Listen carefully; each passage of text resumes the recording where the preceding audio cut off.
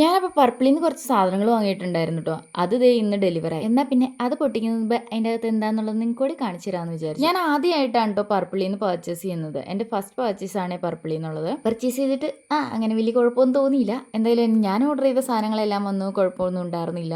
ഇത് good വൈബ്സിൻ്റെ 2 sheet mask ആണ് കേട്ടോ. ഇത് നമുക്ക് ഫ്രീ കിട്ടിയതാണ്.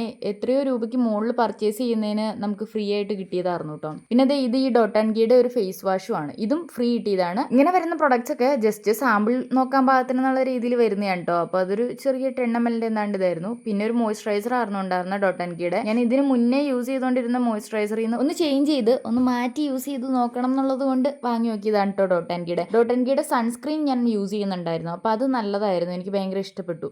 അപ്പം ഞാൻ എന്നാൽ പിന്നെ മോയ്സ്ചറൈസർ കൂടി ഒന്ന് ട്രൈ ചെയ്ത് നോക്കാമെന്ന് കരുതി വാങ്ങിയതാണ്. പിന്നീട് ഉണ്ടായിരുന്നത് നമ്മുടെ സ്വിസ് ബ്യൂട്ടിയുടെ ഹോളോഗ്രാഫിക് ഐലൈനർ ആണ് കേട്ടോ. ഇത് ഷെയ്ഡ് വരുന്ന മിൽക്കി വേ എന്നും പറഞ്ഞിട്ടുള്ള ഒരു ഷെയ്ഡാണ്. ഒരു ബ്ലൂയിഷ് പർപ്പിൾ ഷെയ്ഡാണ് കേട്ടോ ഇത് വരുന്നത്. ഇതെനിക്ക് ഭയങ്കര ഇഷ്ടപ്പെട്ടു. അതിൽ നല്ല ലോങ് ലാസ്റ്റിംഗ് ആണ്, ഒട്ടും ട്രാൻസ്ഫർ ആവുന്നില്ല, വാട്ടർ പ്രൂഫും ആണ് കേട്ടോ. ഇത് ഞാൻ ഡീറ്റെയിൽ ആയിട്ട് വേറൊരു വീഡിയോ ചെയ്യാവേ ഇതിന്റെ. ഇതെന്തായാലും ഞാൻ യൂസ് ചെയ്തിട്ട് എനിക്ക് ഭയങ്കര അടിപൊളിയായിട്ട് തോന്നിയ ഒരു ഷെയ്ഡുമാണ്, ഒരു പ്രൊഡക്റ്റുമാണ്. സ്വിസ് ബ്യൂട്ടിയുടെ ആയിരുന്നു കേട്ടോ. പിന്നീട് ഞാൻ സ്വിസ് ബ്യൂട്ടിയുടെ 2 ലിപ് ലൈനേഴ്സ് ആണ് വാങ്ങിയിട്ടുണ്ടായിരുന്നത്. അത് ഒരെണ്ണം ഒരു ബോബി ബ്രൗൺ എന്ന് പറയുന്ന ഒരു ഷെയ്ഡും ഒരെണ്ണം ഒരു സാൻഡി പിങ്ക് എന്ന് പറയുന്ന ഒരു ഷെയ്ഡും ആയിരുന്നു കേട്ടോ. രണ്ടും ഞാൻ യൂസ് ചെയ്ത് കഴിഞ്ഞപ്പോൾ ഓൾമോസ്റ്റ് രണ്ടും സെയിം ഷെയ്ഡ് പോലെ ആയി പോയാലും എനിക്ക് തോന്നിട്ടോ. ചെറിയ ഒരു മൈന്യൂട്ട് ഡിഫറൻസ് ആണ് കേട്ടോ ഉള്ളൂ. അപ്പോൾ ഇത്രയും സാധനങ്ങളാണ് കേട്ടോ ഞാൻ വാങ്ങിയത്. എനിക്ക് വാങ്ങിയിട്ട് ഒട്ടും റിഗ്രറ്റ് തോന്നാത്ത ഒരു സാധനം എന്ന് പറയുന്നത് ആ ഐലൈനർ തന്നെയാണ് കേട്ടോ. അതിങ്ങനെ നമ്മൾ അങ്ങോട്ടും ഇങ്ങോട്ടും മാറ്റുമ്പോൾ ഭയങ്കരമായിട്ട് ഷെയ്ഡ് ശരിക്കും വ്യത്യാസം തന്നെ കാണാൻ പറ്റുമേ. ഇഷ്ടപ്പെട്ട ലൈക്ക് ചെയ്യാനും ഷെയർ ചെയ്യാനും മറന്നുകൊണ്ട്. അപ്പോൾ അത്രേ ഉള്ളൂ. എന്തൊക്കെയോ ബൈ.